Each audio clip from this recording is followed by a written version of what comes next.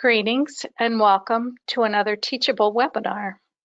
My name is Cecilia Cruse. I'm the occupational therapist and subject matter expert on staff for our Special Needs Division habilitations. Today I thought I would talk to you a little bit about creating a sensory quiet space. Certainly a very timely topic today, but anytime in terms of good educational practices for learning environments and modifications. So quickly, our learning objectives as we go over the next 30 minutes or so is to understand the relationship between emotional regulation and learning, identify at least 2 strategies you can implement to create a sensory quiet space, and then we'll look at some additional references for more information that you can go to on your own after this course. So, why is supporting social emotional learning so important? When we look at the CASEL framework, it is the process, the Collaboration for Academic and Social Emotional Learning, CASEL, states that SEL is the process through which children and adults understand and manage emotions, set and achieve positive goals, feel and show empathy for others, establish and maintain positive relationships, and make responsible decisions. So there is certainly documented research that supports the idea that children who don't develop good coping skills or regulation strategies may have issues with learning. So I think we need to look at regulation before education. And that ties very much along the lines with what trauma-informed care practices are. So when we look at kind of a definition of trauma, basically there's several types. So acute trauma can result from a single stressful or dangerous event, like a weather event, like a hurricane, or perhaps a school shooting, those kinds of very acute one-time occurrence events. Probably what is more common is what we call chronic or complex trauma. So this can be repeated or prolonged exposure to stressful events. This could be child abuse, bullying, domestic violence, maybe issues with chronic hunger and malnutrition in the home because there's not enough food. And nowadays in our pandemic times, I've even heard of kind of a new term coming out called collective trauma, in that all of us in some way or another have been impacted by this year 2020 for sure.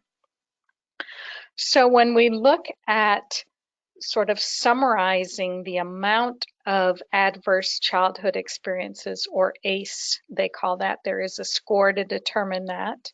That is the number of events or the collective trauma that a child may have. We do see that there's some issues that come up with learning. And a study done a few years ago indicated that if a child receives a score of 3 adverse childhood experiences or higher, that there's a 48% chance that they are more likely to have difficulty with engaging in school. 44% had more trouble staying calm and controlled in the classroom. 49% had difficulty finishing tasks, and 23% were diagnosed with a learning disability. So we certainly know that there is some best practices, and obviously getting more training in this area is key, working with counselors, mental health providers, and other curriculum and strategies to support social emotional learning and trauma sensitive practice.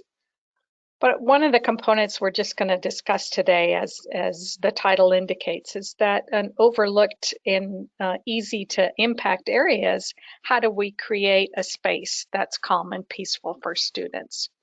So looking again at the principles of trauma is that we're looking at some reasons behind the behavior, trying to promote that culture of comfort and safety, and using relationships and language and things to help the child transform and understand and be able to implement more effective strategies.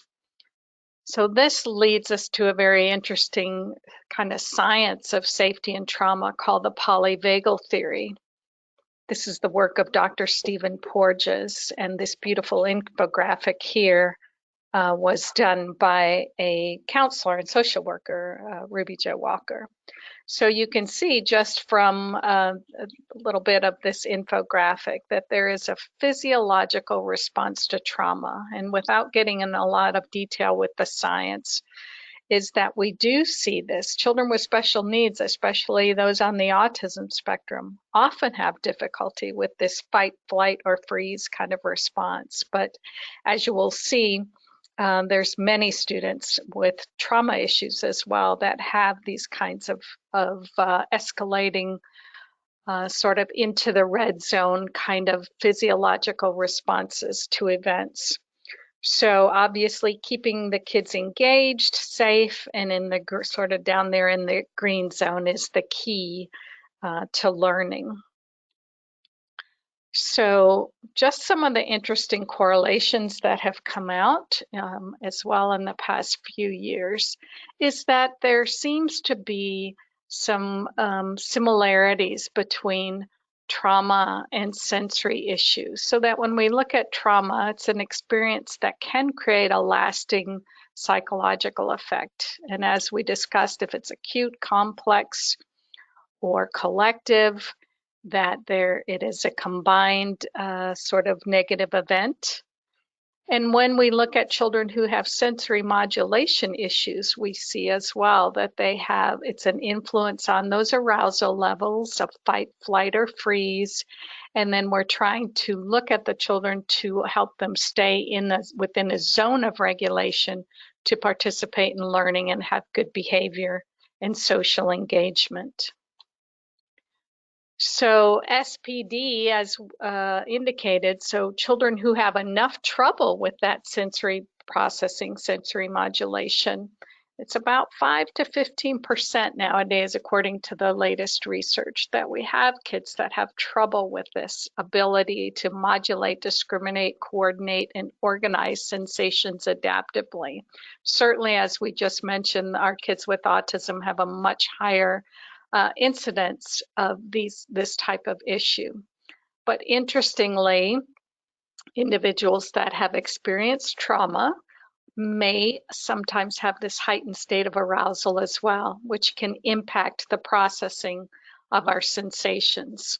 So trauma symptoms sometimes can resemble issues with sensory processing. So we have folks that are hypersensitive or overly sensitive to touch, movement, light, and sounds, or other sensory input.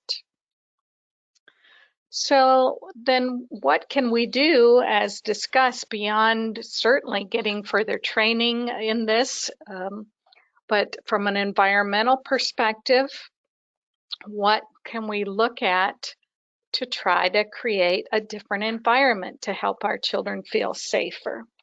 So best practice beyond that would be to look at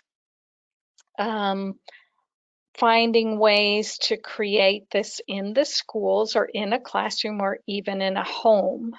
And before we do that, even looking at kind of the name and what your goals of the room are might be very important to take under consideration.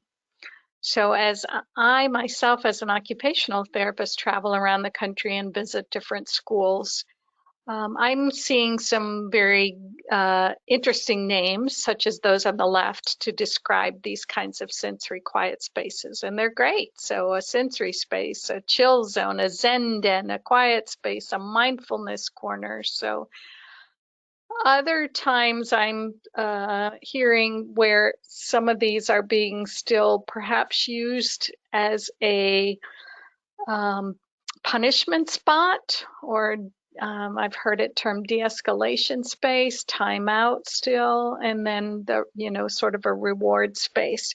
So the idea, and I put maybe not so good names, is that we want to think about really having regular exposure to this sensory room or quiet sensory space as part of a regular schedule, because this is going to help promote the self-regulation that the child needs to develop and reduce the need for those punishment and reward options.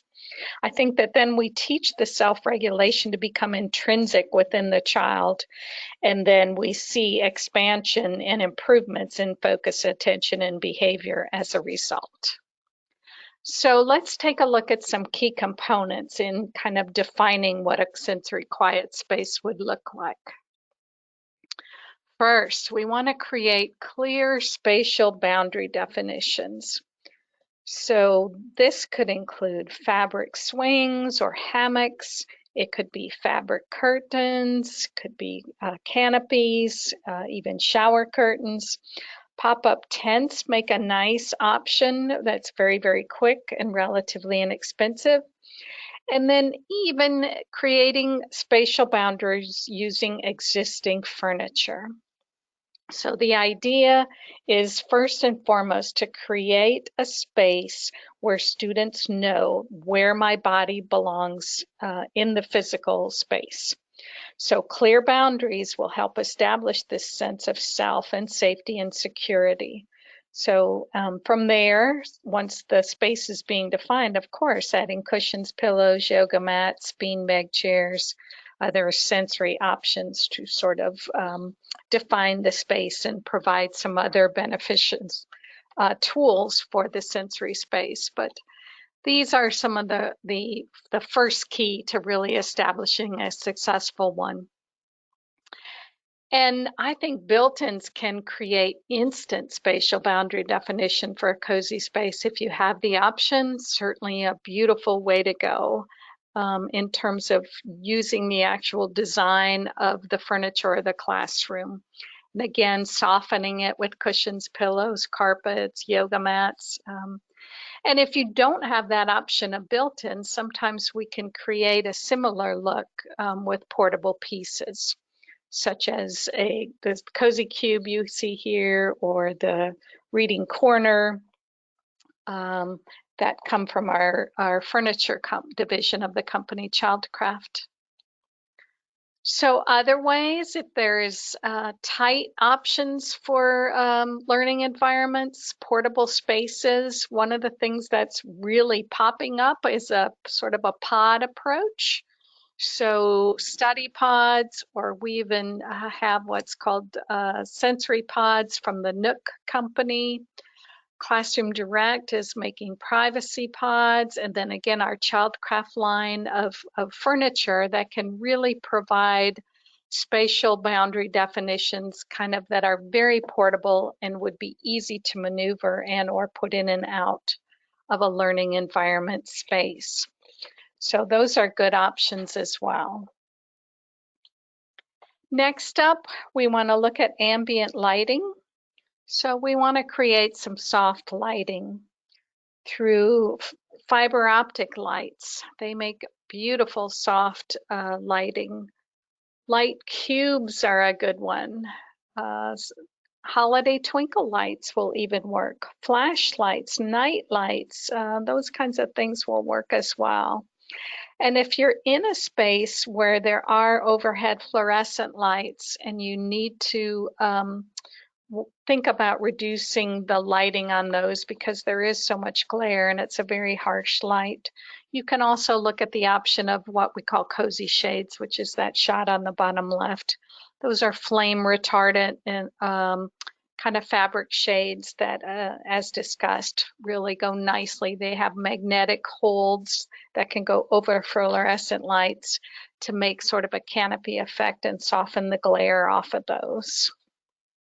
So what else can we do to create that quiet space? We want to look at sensory calmers and adding whatever student favorites are. As an occupational therapist, I like the proprioceptive tools. We call these the deep touch, pressure, and heavy work tools. So it's things like weighted blankets, lap pads, pillows, vibration pillows. So when the children sort of sit or squish on the pillow, it activates a low intensity vibration. All of these help with that deep touch, pressure, and heavy work input, which may help promote that self-regulation and calming response. Other options we can look at for calmers is adding favorite fidgets. Again, a fidget, something held at midline, can sometimes help center vision and hearing modes, promotes what we call bilateral motor coordination, which just make working two sides of the body together. And we know from the research study that was done on doodlers that doodlers take in auditory information at about a 29% better rate, according to a study, than the control group who did not doodle. So the same thing, that sort of kinesthetic response of holding something in your hand may help with that focus and attention. So fidgets are a good option. Adding auditory input, it could be favorite music, calming music. It could be adding just ambient noise in the background, such as white noise. Or for some children who are overly sensitive to that auditory input, in that sensory overload, as we discussed, we may want to look at noise canceling headphones so that we're really reducing the amount of environmental noise that they're hearing. So these Caliphone Hush Buddies make a good option for that as well. Next up, in adding favorites to the space, we want to make sure there's options for self-expression. So again, as part of sort of those competencies, that self-regulation, self-expression, are there ways where the child can express their feelings and or provide a creative outlet? So looking at emotion stones, looking at emotion cubes, looking at journaling perhaps, or a doodle book, or this is a nice example of what's called a boogie board, which is an electronic e-writer. So having a way to have options for self-expression is good. And then finally, to encourage that self-regulation with time management, we want to make sure there's a way for the child to measure and watch and be mindful of their time spent in that quiet space. So the time timer is always a good option to have in a sensory quiet space. So those are some of the basics of what it takes to create a space.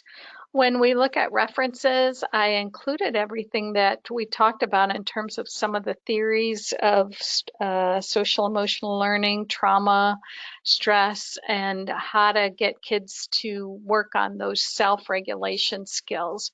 So there's some good references there. In addition, I actually wrote a blog on how to create a sensory quiet space at home.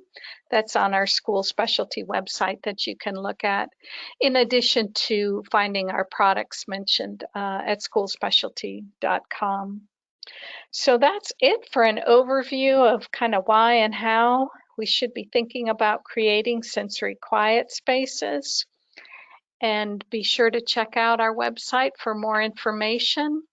Again, I'm Cecilia Cruse, the OT. I'll look forward to your questions and comments if you want to email me at the cecilia.cruse@schoolspecialty.com.